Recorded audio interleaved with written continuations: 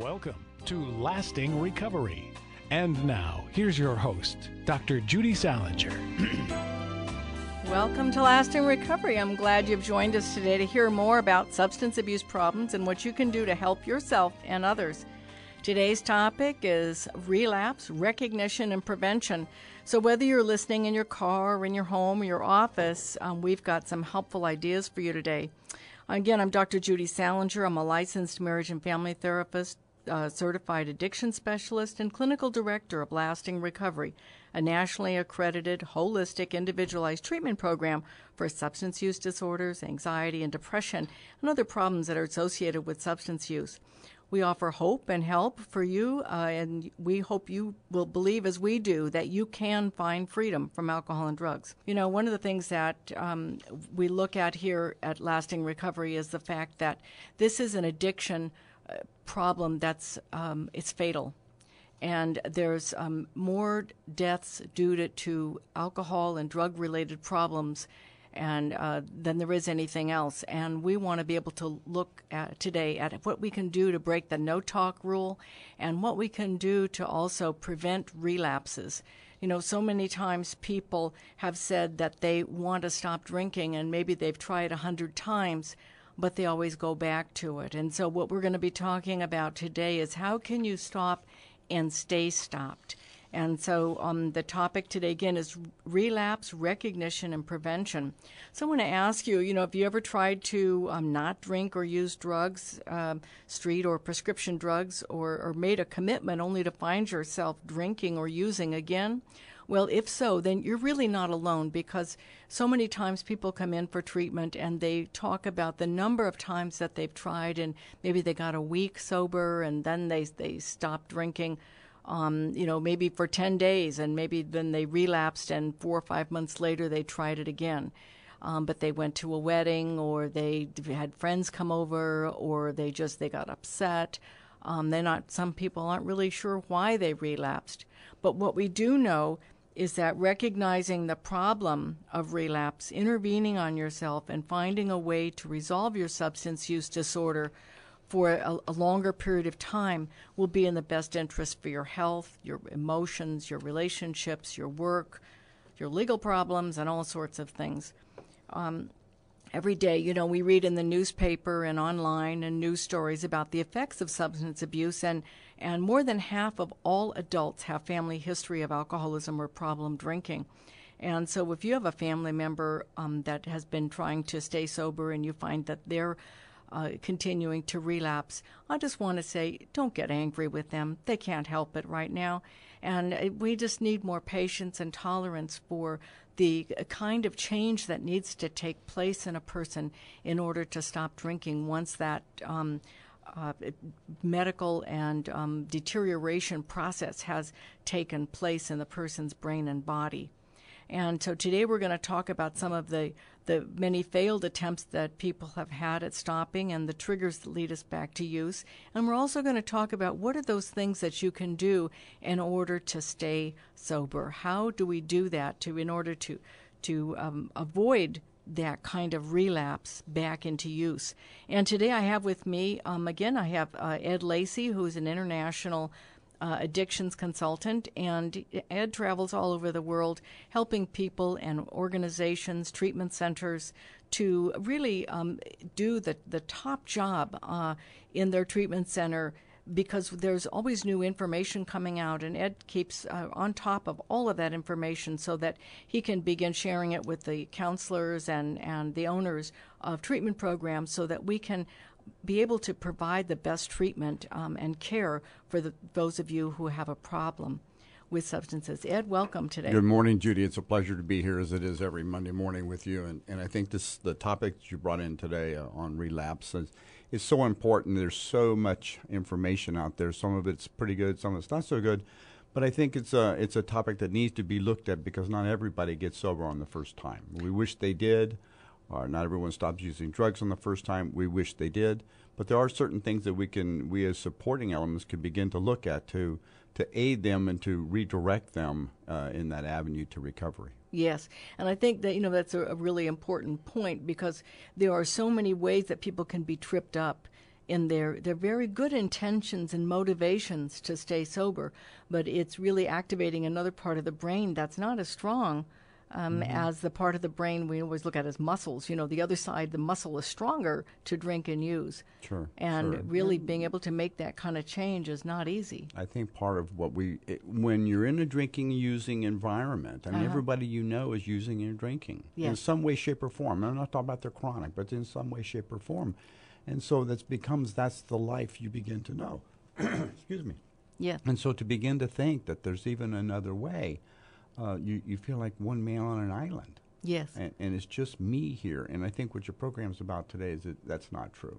You're not on an island, and it's not just you, that there are people and places and things that can be done to help change that. Yes, and that's really a good point, Ed, because once a person starts drinking, and you are drawn to other people who drink, so you may have let go of friends who don't drink or use drugs, and so your world gets very small. So I often think of these reality tunnels, and if I'm in my drinking and using, I have a reality tunnel that I pick certain products at the store, I travel certain roads, I meet certain people, I do certain things on Friday night, Saturday night, and Sunday, and during the week, and I go to lunch with certain people, and my evenings, my activities are spent around other people that are also using substances. And I know in my own use, that's what I did. I realized that many, many times a day, I made choices that would lead me in the evening to do alcohol. I mean, even your vocabulary changes. Yes. There's a certain vocabulary that's connected to whatever kind of community you happen to be in. Yes.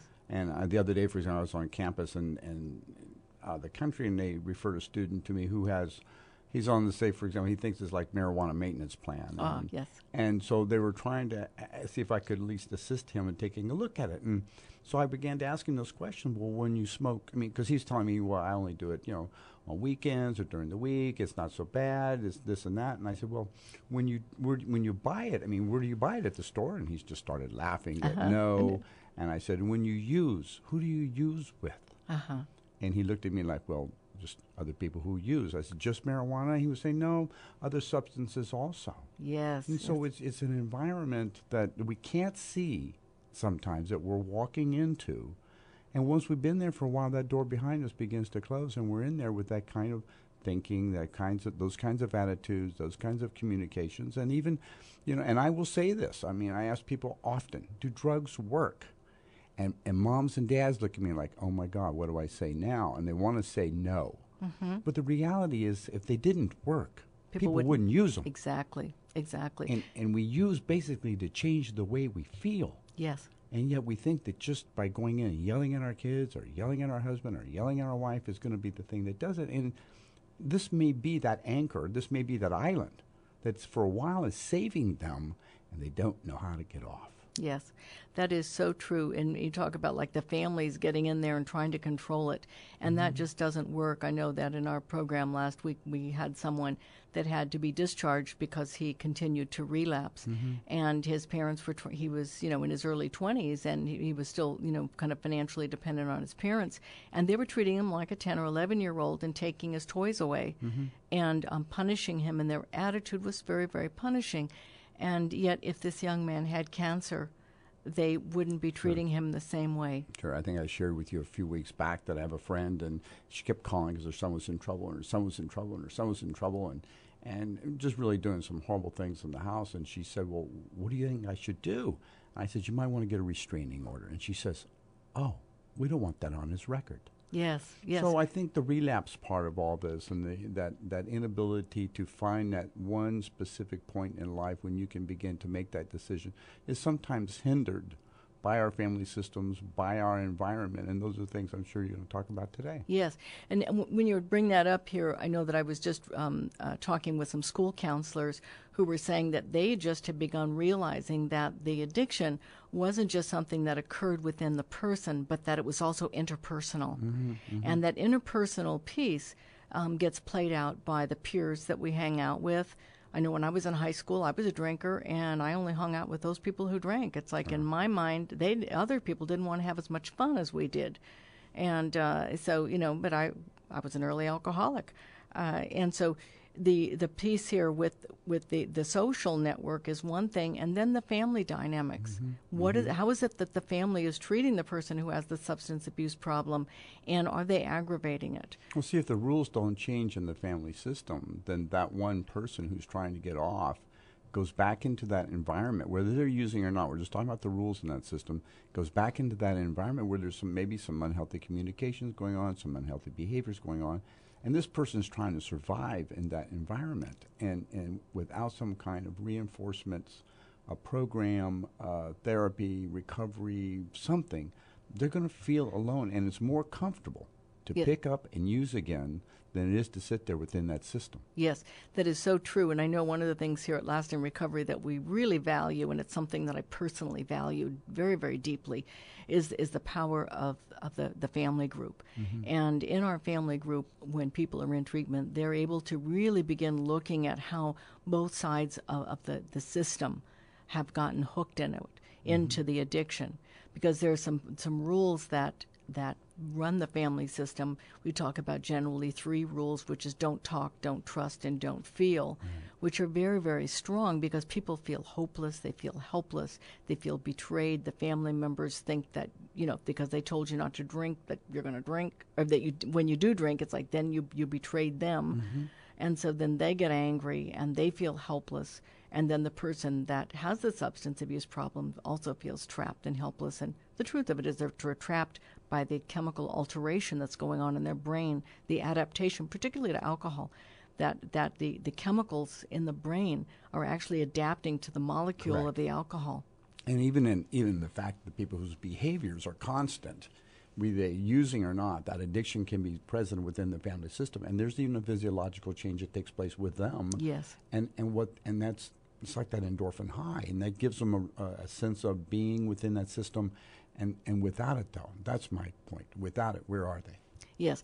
Well, everybody feels that they're in the unknown, and I know that so many times people will come in and they say, well, we got back to our old ways because that's what we knew. And so when we look today at the idea about relapse and what it is that we can do, we want to be able to recognize that there's, in order to stay clean and sober, in order to get beyond stopping drinking, there's many things that have to be done, and we want to cover some of those things today. And one of them is the family system. Again, I'm Judy Saalinger. Lasting Recovery is our program, and I'm the clinical director of Lasting Recovery, which is a nationally accredited holistic individualized treatment program for substance use disorders. And we've got a tremendous staff. We've got wonderful psychiatrist Kai McDonald, who was named just one of the top 3 psychiatrists in San Diego here recently by his peers. And we've got him on our team, Dr. Bruce Pevney, who's been doing detoxes for 43 years and who's just is a wonderful man and addiction medicine specialist. And one of the things that I want to say is that when a person stops using, it's really, really important that they have a full detox. When we look at that piece, we want to be able to recognize that the chemicals may stay in the system for many days. You mentioned marijuana. Marijuana can stay in the system for 4 to 6 weeks. And so they'll still be having that. They'll still be getting a little bit of a buzz. With alcohol, it stays in there 3 to 5 days. When we talk about people taking benzos, Xanax, Valium, that can stay in there for a long time in the system as well. And so it's very easy to relapse because we're still in an altered state. Well, but see, if we go back to what I said earlier about we use to change the way I feel. Yes. Then all of a sudden you're going to take that away from me, and if I don't have that like a lasting recovery support system around me, then I'm going to go back to what worked. Be it maybe I had a bump in the road, maybe it was a ditch in the road, maybe it was a heck of a hole in the road, but I'm going to go back to what I believe worked without that kind of support system around me to go forward. Yes, because I don't know it, and that's one of the pieces here that's so it's so much traps people is the fact that we isolate because we have shame and guilt, and we isolate ourselves from other people. And so to go out, to pick up the phone, to go out and talk to people is very, very difficult. And so what we're going to be doing here is you can come back here after a break.